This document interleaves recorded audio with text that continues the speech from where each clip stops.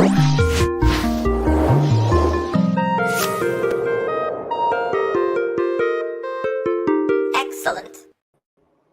Hey, what's up, everybody? Welcome back to another 3D Hangouts. Woo! My name is Noel Ruiz. I'm a designer here at Adafruit, and joining me every week is my brother Pedro. Hello. Good morning, everybody. I'm Pedro, Creative Tech here at Adafruit, and every week we're here to share 3D printed projects featuring electronics from Adafruit. That's all right. This is the show where we combined 3D printing, DIY electronics to make inspirational projects. Hello, everybody in the Discord chat room. We're hanging out.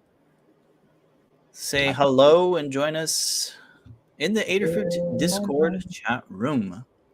I'll kick things off with it is the date. It's March 27th, 2024. It's episode 435.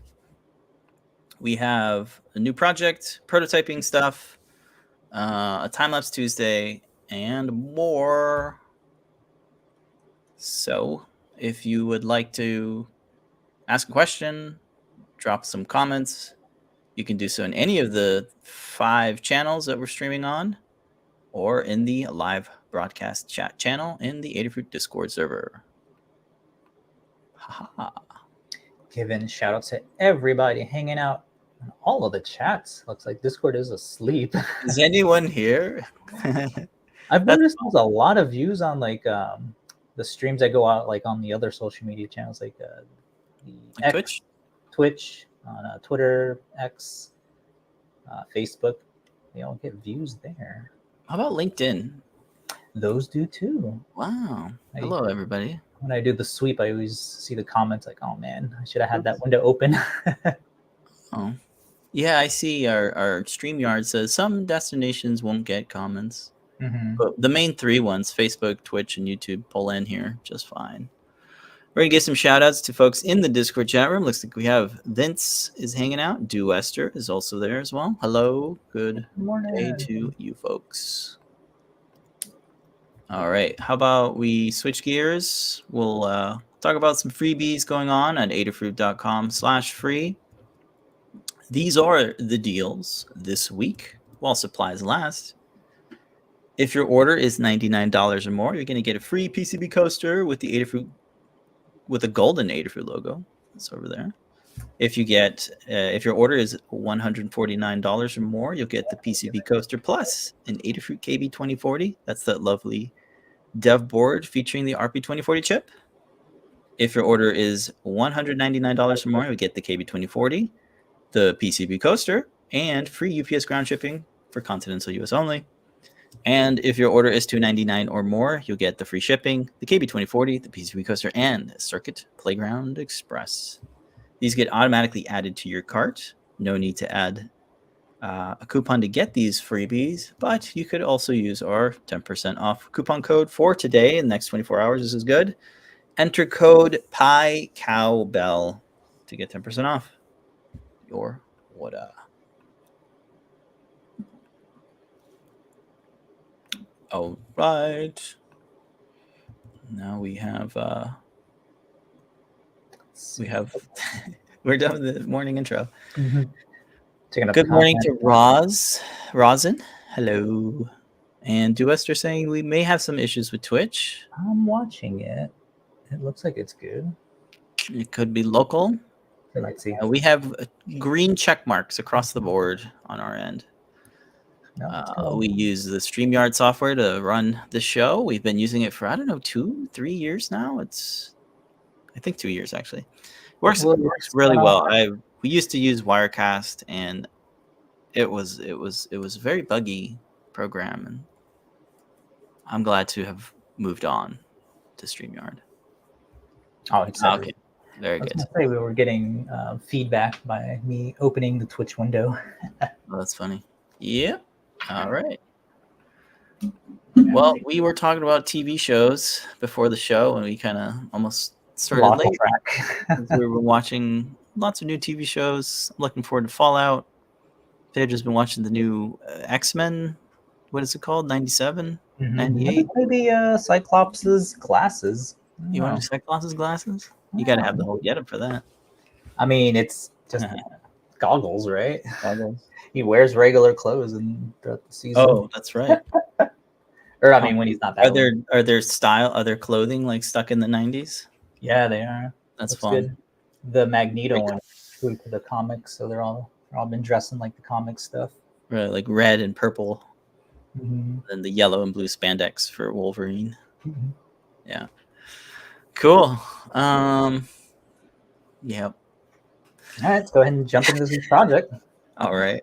This week's project is we're taking a look at, change my camera to my overhead. Oh, let me pull that in. I got it. Oh wait, where am I? There I am. I'll make it big. You want to make it big? Hold on. There it is. There it is. Okay. Hold on. I need to shut Bluetooth off because it's messing with me. Bluetooth. Is this a? This week we're taking a look at the Pico. Oh my god. Sorry. I'm trying to get video in these stupid glasses. Hold on. All right, we're waiting here. I feel like Cyclops. Yeah. Takes 20 seconds to boot up. Come on. This is what I was saying. Oh, you need like 2 pairs because they die on you. And you can't shut them off because it takes forever to boot them back up. That's funny. Pedro's referring to his Meta glasses. They I gotta shoot additional behind the scenes content. Uh-huh. All right, here we go. All right, so this week we're taking a look at the Pico Pi Doubler, which is, where's my camera? There it is, over here. So what it's doing is this guy here. What it's doing is allowing you to, I guess, horizontally mount multiple boards. So in this case, we have the Pico H, which has the debug port on there. And what we're doing here is showing off how you can not stack, but sort of have these next to each other. And we're showing off the DVI PiCowBell. And yeah, it's pretty much a super cool little way to add, to develop on this guy for the Pico. And the really cool thing about it is that the doubler here has a charging circuit. If I enable my auto focus, of course I don't know if we can focus that close. Oh, let's see. You have to go like ultra wide if you have the telephoto lens. Yeah, let's see. Ultra. Great shot of the toasters though. Yeah, there you go. So yeah, you can see the charging circuit on here, which is super useful for making portable projects. So here we just have one of the 420 milliamp hour batteries hooked up, and because of the charging circuit, you can charge that guy with the USB mini micro. I think micro B. Not USB-C, unfortunately. Yeah, not C. But Yeah. So the Raspberry Pi Pico, great low cost dev board, and you got to solder things to it. So I got the one that already includes the headers attached, so that makes it a lot more easier. Yeah. It's pretty cool, the headers that they use. They have like these braces. Right here, a little bit different. What I don't like about the included headers is, for some reason, it makes it incredibly hard to remove them off the header. Oh, really? The first one that I soldered up together was the short headers that we had in stock. Yeah. And those pop right off really easily, but the ones that are included with the H, I don't know what's making them so difficult. The tolerances are very tight then. Okay. I'm thinking that because of this brace here, it doesn't allow it to wiggle. So you're able to wiggle it out like one side like that, or rock it back and forth to wiggle it out. You can't do that with this one. So I have to like very carefully with the plastic spatula just go in there and like freaking pry it. Oh, wow. It's incredibly tough to get it out. That's why I'm not demoing putting this on and off. Yeah, because then it's going to stay there for it's in there. Semi-permanent then, huh? Yeah. Okay. So it does have a really good way to attach when it's on the other side. It's like this to the JST port, but you have a little bit of space underneath here. And you have your on and off button to turn the circuit on and off. And then what you're saying for the circuitry is all right there. And then if you want to if you don't want to use a LiPo battery, if you want to use like alkaline regular battery, like a AA pack or something, you can cut the trace right here to enable or to disable the charging circuit, say for regular batteries. Yep. And then some of the other features on the back. So funny that this is a feature. Things are actually labeled, so you know what is power. You can see what is ground. Yeah, they're labeled on the top side, I think, right? For the Pico? Not the bottom side. Oh yeah, for the Pico you got. And the doubler too. The doubler has labels on the doubler, front. yes, you do have it. They're very visible. You have an extra set of rows so you can plug stuff into the extra set. The pins, lots of prototypey area.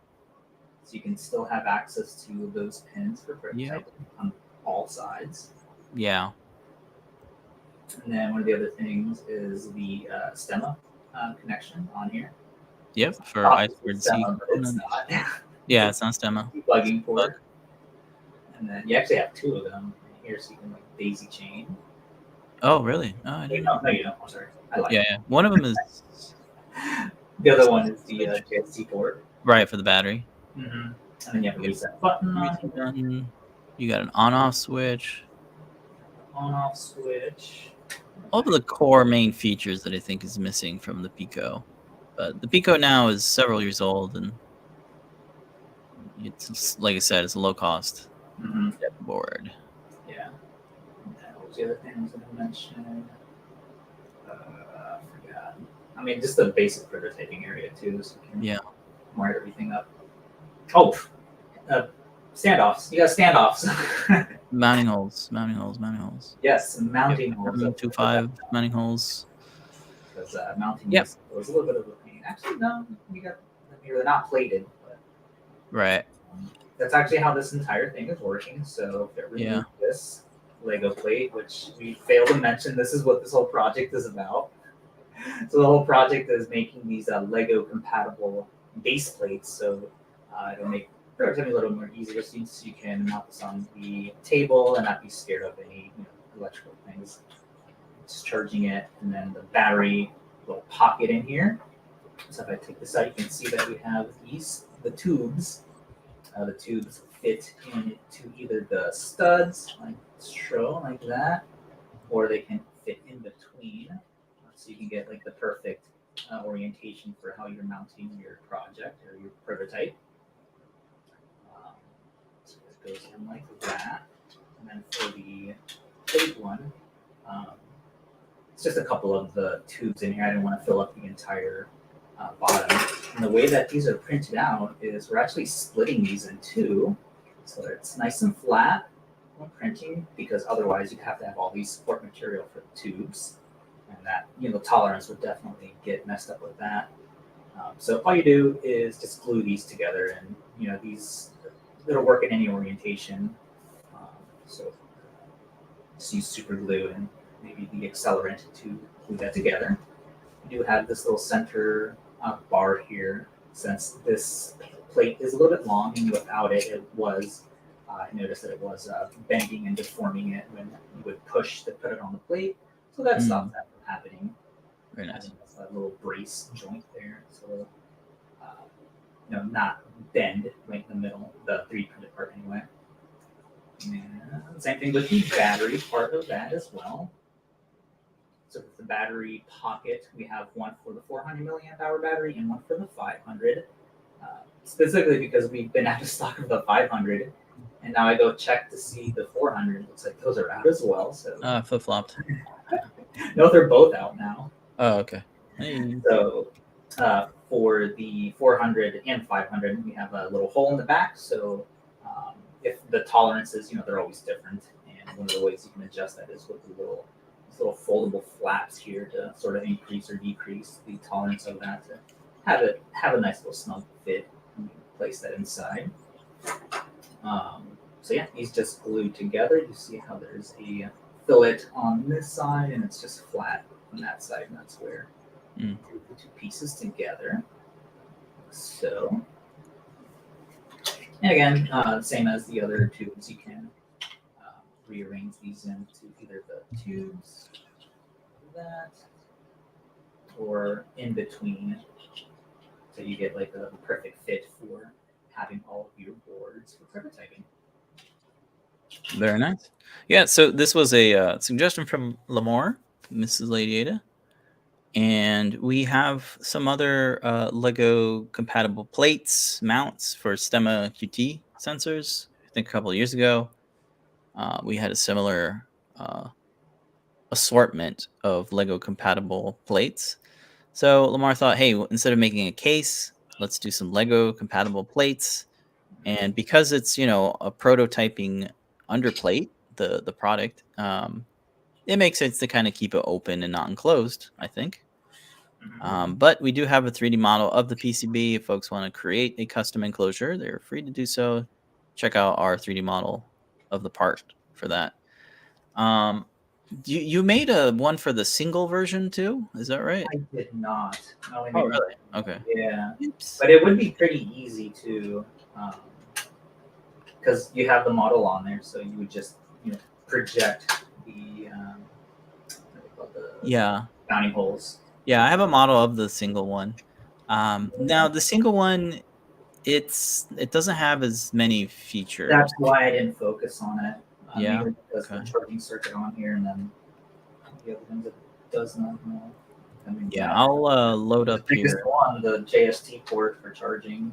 That's what's making this whole thing possible. You have a nice little demo of being able to show off. Yeah. I guess if you don't want, you know, USB battery charging or make it portable, this is one way to go. Yeah. But I really like we are obviously we're bigger fans of this one because it gives you that, you know, that ability to add an actual add-on board without having to stack it. Yeah. So your options are there. Yeah. They're both still in stock. It's a low stock number, but we'll manufacture more. We have models of both of them. It was my earlier. Yeah. Is your microphone like away? You've actually. Oh my god! It's because I'm over there. I should have thought about this. Yeah. I should have rotated this screen too. You could hear. I could hear you. It's just you were a little. No, I know exactly what's happening. It's because I'm over there on that side. Just because of the way this demo is, I usually have my camera, facing down on this side where I can turn my entire microphone and stand with me. Yeah, I see. I think I'm gonna stick with this setup because I like how I'm able to show everything off without getting in the way of everything with the other additional camera angles. Okay.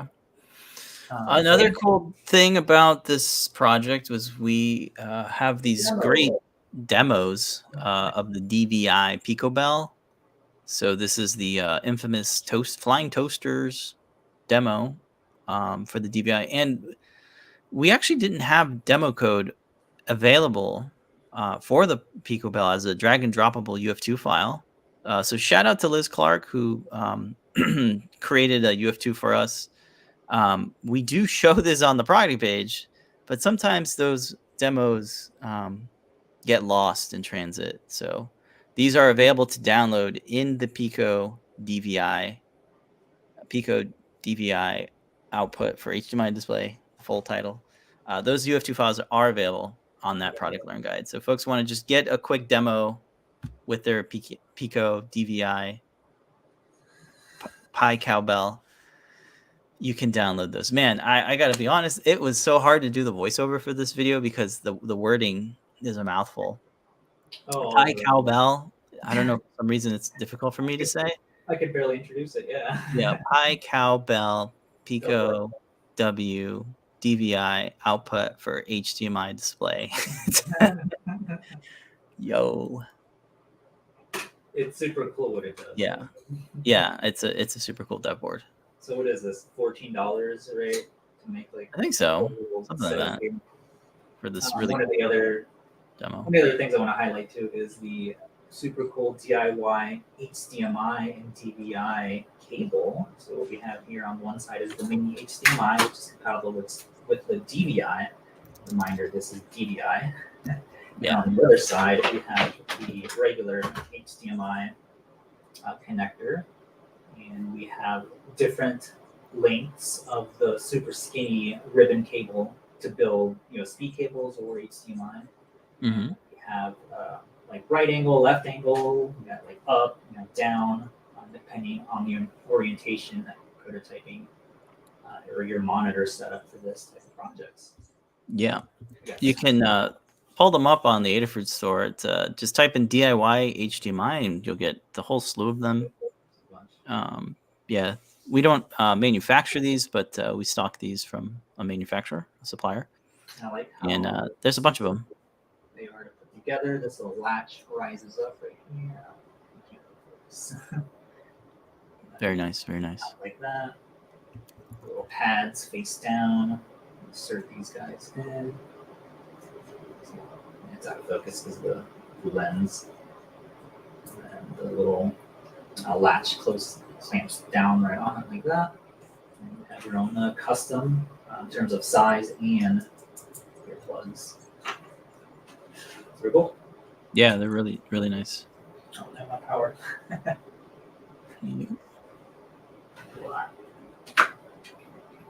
What has happened? Oh. Yeah, just my power came off.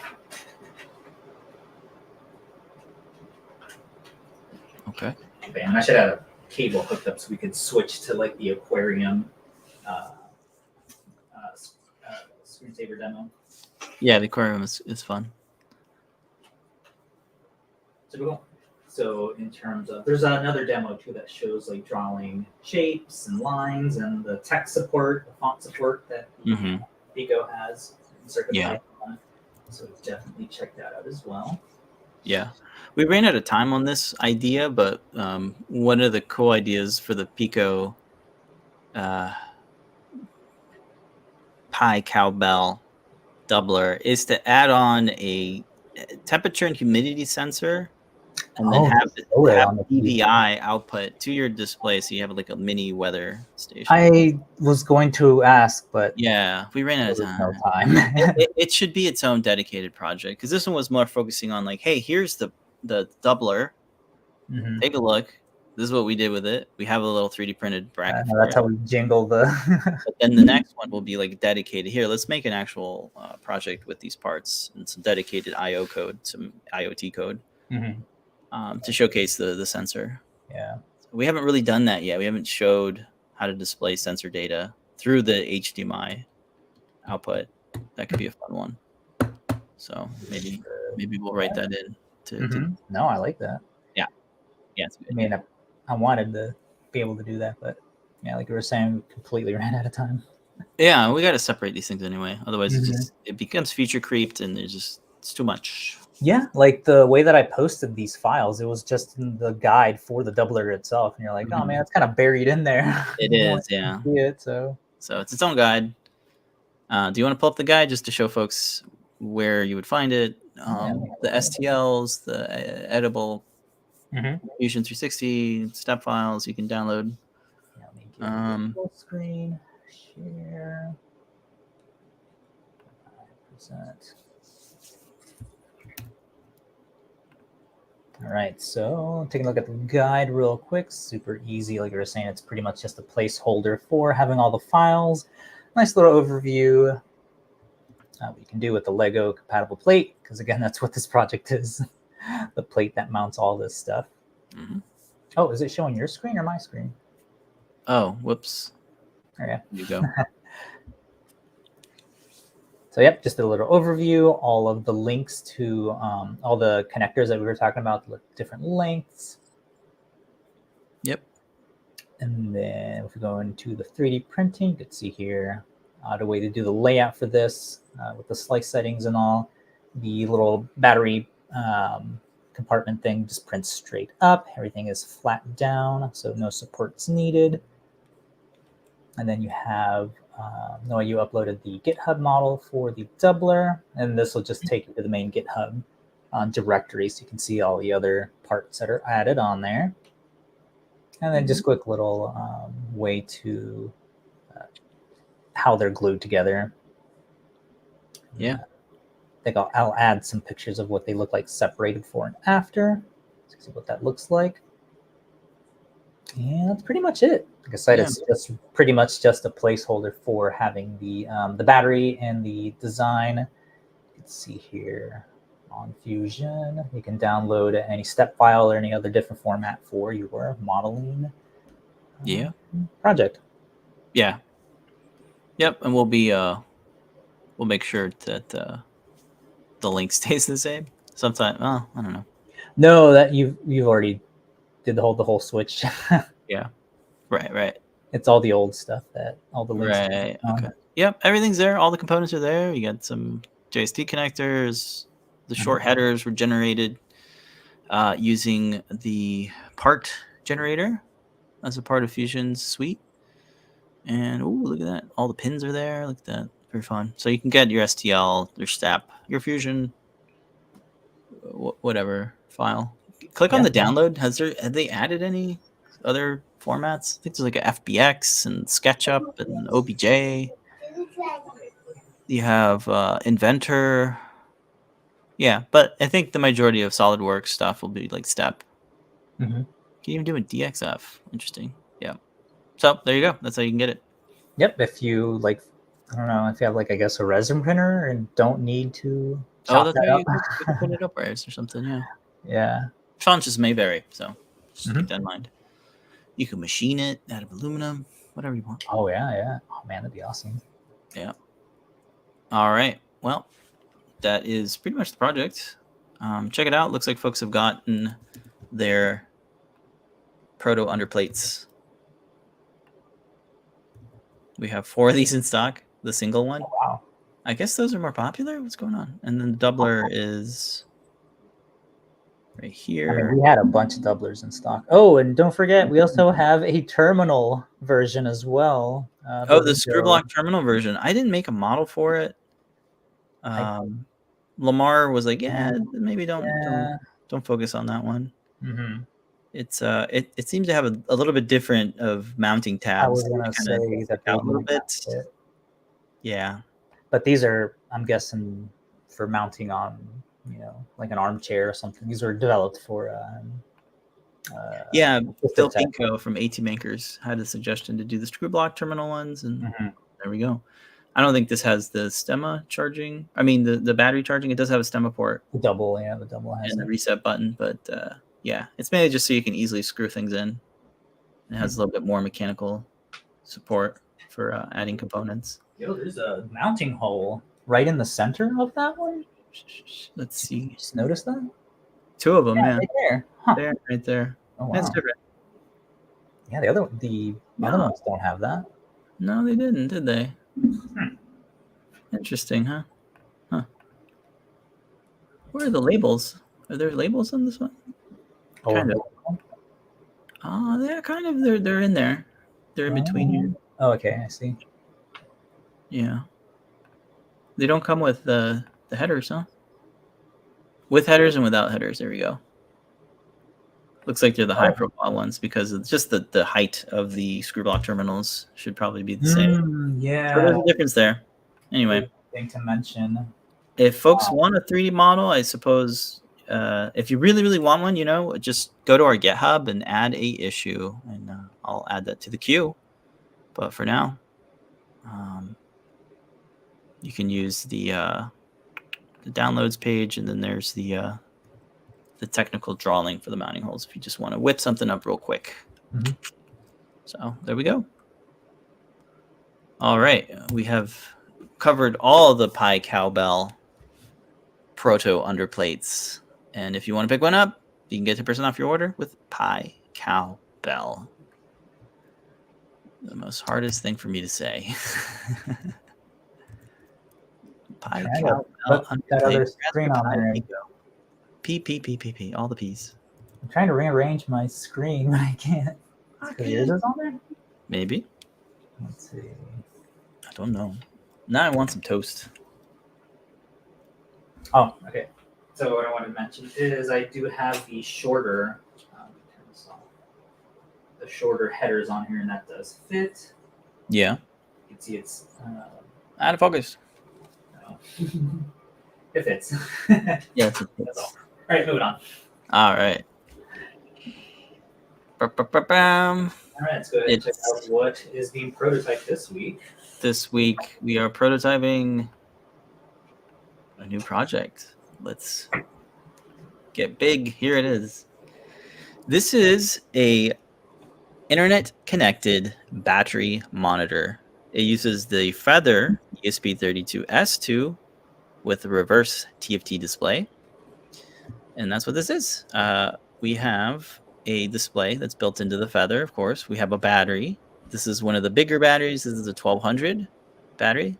And you got our 3D printed case. It has a tray for the battery to live in. You have an extension for the JST to plug into. You have an enclosure for the Feather TFT. And on the display, you have a couple of graphics and readings. So right here, it's telling you what the voltage of the battery is. You have a graphical progress bar of the battery itself with the battery icon. So that's the battery percentage, and that's the voltage. So you have those two icons there. This little blue dot indicates that we are sending data to I/O, and you can use the onboard 3 buttons to change some things. So if you don't want to send it to I/O, you can turn that off by clicking that. The center button here, the middle button, it switches from a graphical mode to just text. So now you can see it has 4 volts and it has about 78.8% battery. You can toggle between graphical and text mode. And then the bottom button here switches that battery icon from a battery icon to just text. So it's kind of a neat way to kind of display different layouts all within this small screen of the Feather TFT. The Feather TFT has onboard USB. That's where you would charge. Let's go ahead and plug it in so I can charge. And maybe by the end of the show, we can see it fully charged. Now, the cool thing about having... Oh, no. I connected it and it, it restarted because I have the REPL open. Anyway, the main thing is like the problem I'm trying to solve with this is like, hey, I want to know how much... We have a bunch of LiPo batteries hanging out, and we don't know how much it's charged. So this is a quick way to plug in a battery and find out how much is it charged. And the other thing is like, it'd be cool if we could get an email when the battery is fully charged, because otherwise I look for when the yellow charging LED is like not on, right? Like built-in Feathers with the USB charging, it has the yellow LED that lets you know it's charging, but when it's done charging, it just turns that yellow LED off. It'd be cool if it gave you an email when the battery was done charging. So that's what this project does. It uses Adafruit IO. It's all coded in CircuitPython. Liz Clark put together the code for this project. And the Feather ESP32S, the Feather ESP32-S2 reverse TFT has a built-in battery monitor circuit. So let me pull up the page for that. It's out of stock, so get signed up. You can sign up to get notified when these are back in stock.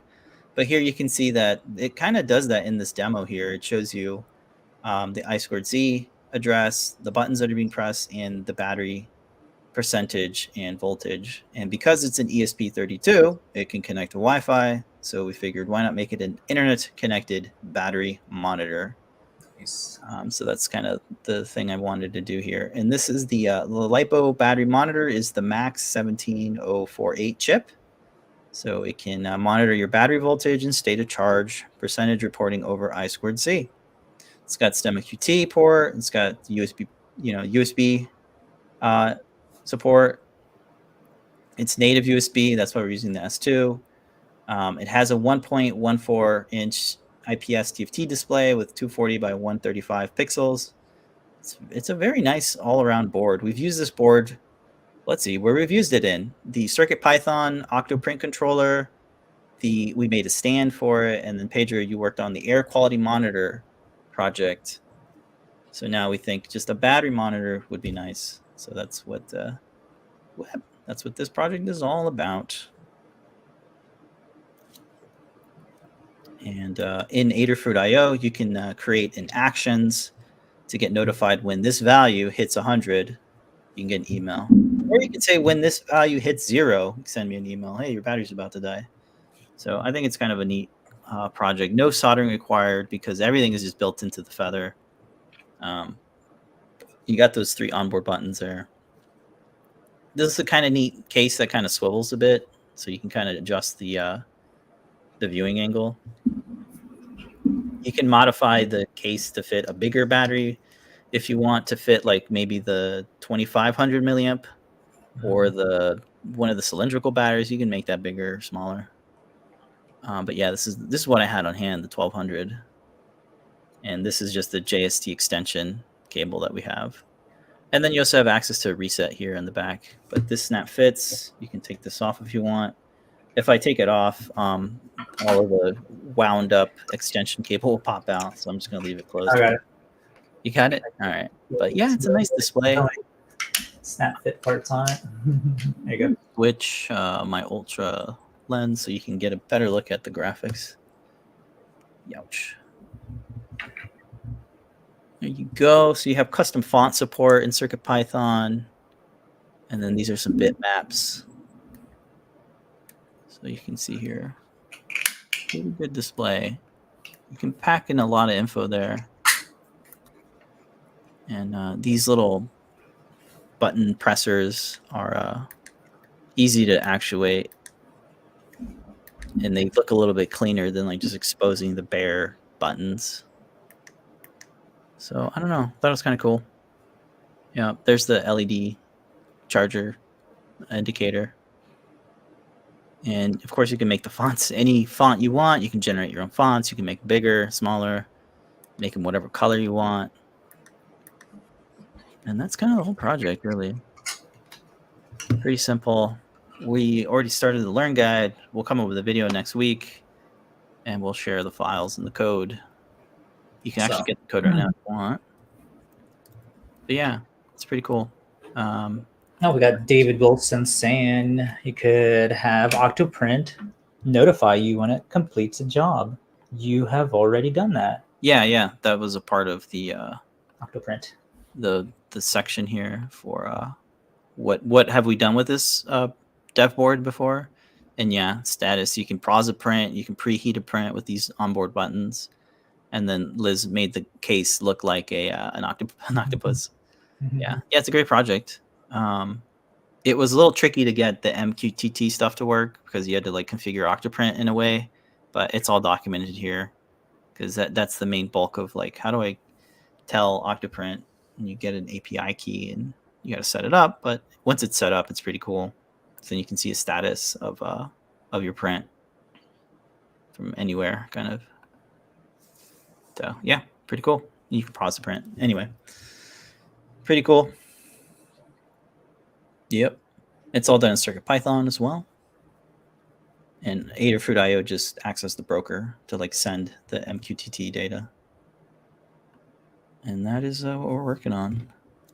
A little battery monitor. Oh, no worries, David. Yeah. David we sometimes forget what we worked on as well. Yeah, I kind of forgot too. John was saying that anytime Lamar, anybody asks a question about a project or a thing, he just searches Learn to see if we already made one. Yep, exactly. Yep. But yeah, it's pretty cool what you can do with just a one board. It has so much stuff on it. The ESP32 dev board, like, man, this thing has buttons. It's got the screen. It's got Wi-Fi. The only thing missing is, which I think we solved with the WUFL one, is an antenna to increase the range. Right. Yeah. So, but not really needed for this one, since this should be a good idea from Vince saying that you could wall mount this, so it's like next to where your like outlet is or something with all your chargers. So it'd be nice and out of the way. Yeah. My idea was just to have this on the desk so that I can quickly have access to the battery. I can just disconnect this, pop it out, because I do have a lot of batteries. Kind of. No, that's the ideal. Yeah, it's good to have a bunch of chargers, but say you have even more batteries than the charger, and you need projects to swap out once it's done to charge the next batch of batteries. Exactly. Here's the Power Boost 1000C, one of my favorite chargers from Adafruit. But it doesn't tell you how much is it charged. You know, you get a blue LED when it's done, but how far am I? You know, I kind of needed to know. I forget when I was working on the bird feeder, I was like, yo, how much time is it going to take? you know, for this battery. I need to get this shot. Should I wait a couple hours for it to get charged? And I don't know if it's half or quarter or what. So it's nice to have a battery monitor. Originally, I was going to like have all these separate components where I was going to have an OLED stemma, a bare bones ESP32 Feather, and then the battery monitor circuit, and it's like all these components. And Lamar's like, well, you could just use this because it has it all in it. And I kind of forgot that it had the battery monitor on it, because we really haven't made a project where it's utilizing the battery monitor circuit. So it's just another example of like, hey, remember that this has a battery monitor? Why not get an email when it's done? So that is the project. Very nice. Yeah, really, really nice dev board, all in one, and it's so cute and small. Yes, All right. People like handy, simple projects. Yeah, I think it's handy. It kind of solves a problem, right? Like, hey, how much is this battery? Yeah. All right. Let's take a look at our GitHub repo. This week we added those PiCowBell underplates. Those are added. What else did we add? I think that's all we added this week. March 13th. Was that last? That was on Wednesday. No. Anyway. I'm just looking at a list of the parts that were added. I'm not sure if I talked about this gamepad, but it was a part request and I added it in. So folks need a cool STEM MQTT gamepad with a joystick and a couple buttons. You got a model for that. And yeah, that is pretty much the update. I'm gonna rearrange the way I do my camera and all this stuff here because while you do that, Tyeth on Twitch said, I can't deny the email when the battery was at 30% was useful when debugging something last week. Yeah. Nice. Yeah, I was gonna do it for the pool monitor, but I forget what it was. We didn't do it. Maybe the support wasn't there yet. Yeah, maybe it's still being added to Whippersnapper. Okay, yeah. So Whippersnapper support for the ESP32-S2 reverse TFT is something, right? Is that a product that's? Let me see, devices, add a new device. Yeah, we have it as a device. All right. Yeah. 1 second. Okay. I want to really explore this here. Where is my? Here's the TFT. Oh, I have to walk through the whole thing. Yeah. All right, never mind. They did support it. I'm not sure if the battery support. I think it's the. Oh wait, no, it's not. It's one of the pool monitors. Yeah. Yeah. Anyway, dead air. I'm sorry. You already skipped it. Yeah. All right. Let's move on to Timelapse Tuesday. Let me get rid of my screen. All right. Get rid of my other, or will it delete my audio on that? No, you're good. See, okay. I got you. Yeah, I gotta rearrange this. Okay. Right, this week on Community Makes is a super cool sensory Fidget infinity cube. So what makes it infinity is that you just keep folding into itself for infinity. Yeah, the hinge on that is really nice. It's pretty smooth. Part is the little textures. There are a couple different ones that are included with the download. Funny enough, the kids like the completely blank one. Oh, they do? With no textures on it. It's like, what? That's so plain. Like, come on. Kids will be kids. This is the one with all the fun textures and stuff, right? There's like bubbles and... Yeah, that one is not available. I'm thinking that he might have taken off the little holder part and just stuck them all together. Like printed a bunch of them and just mix and match them. Yeah. Yeah, there's the plain one. There's one with like spikes on it. Yeah, they don't really come out good. This would have been the other one. That one looks cool. Yeah.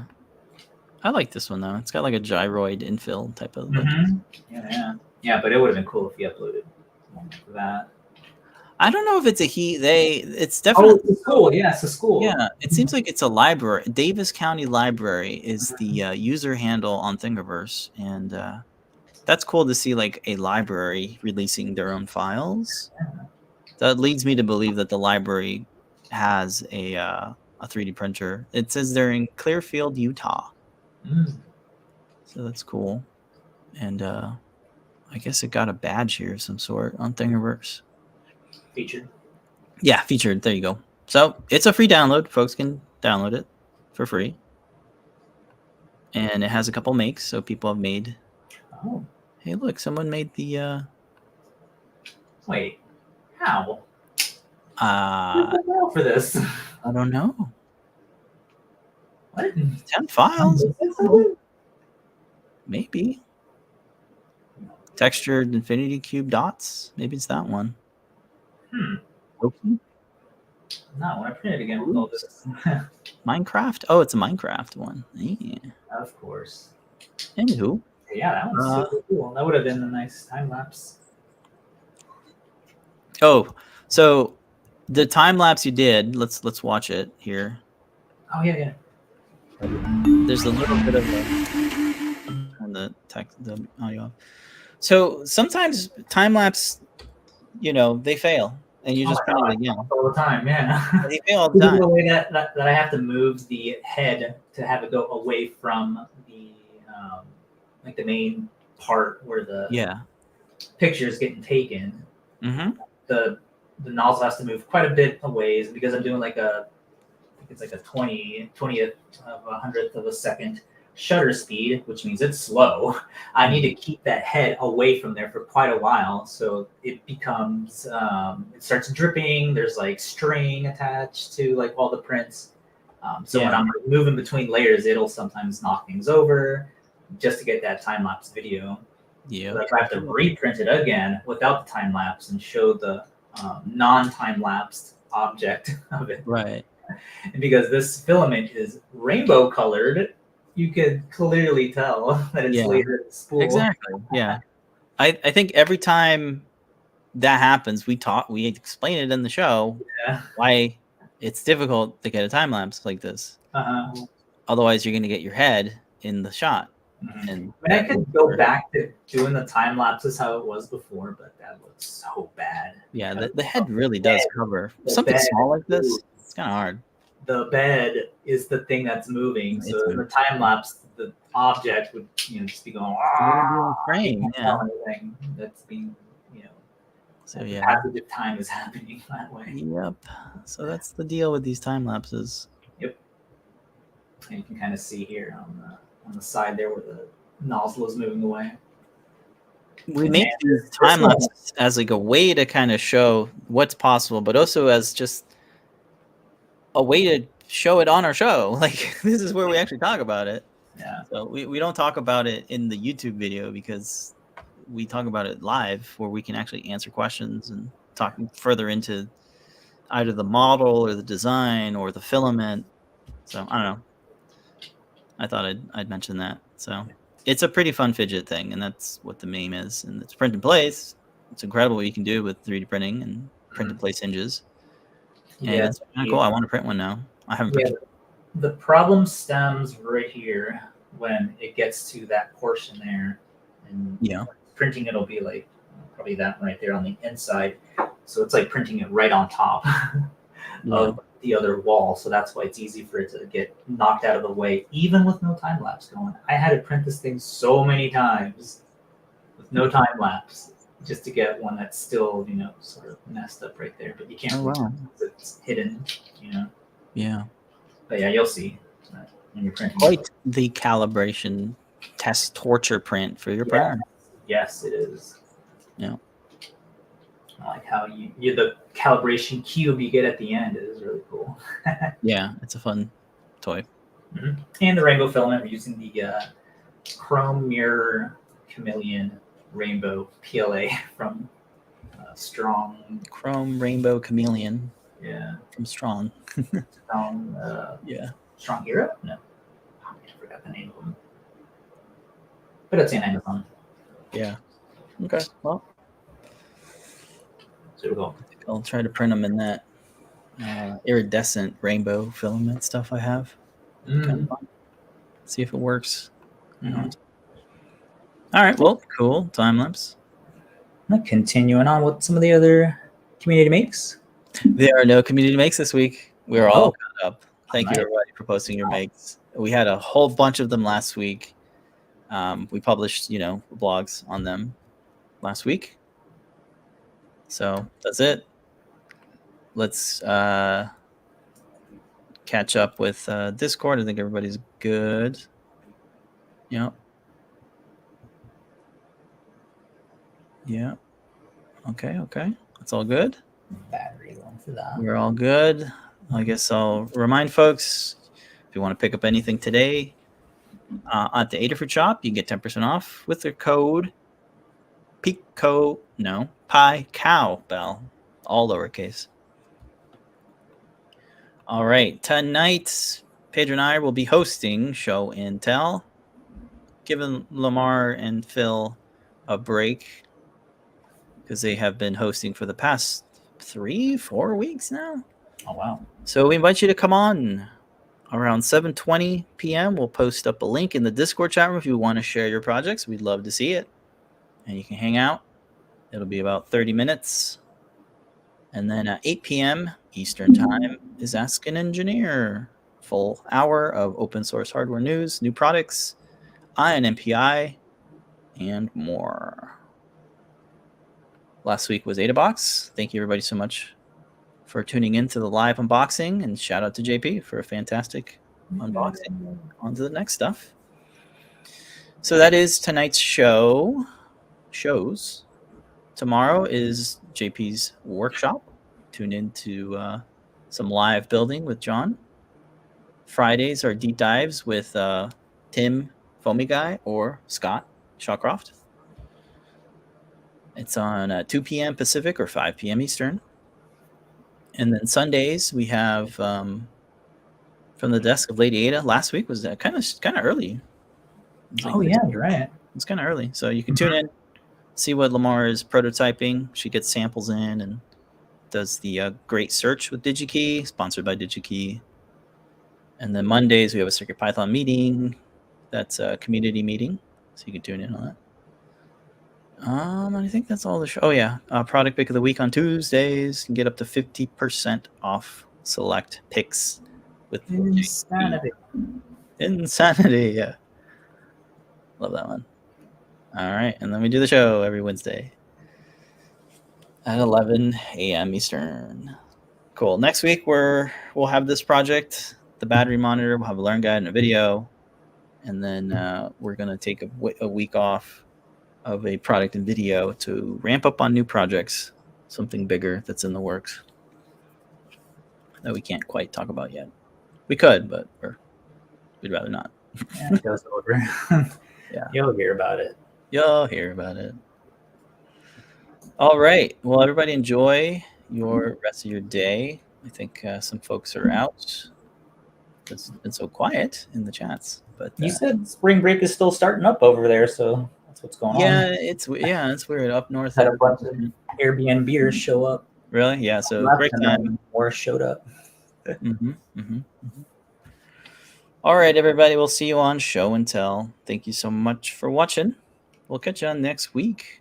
But until then, remember to make a great day. Bye, folks. See you tonight. See you next week.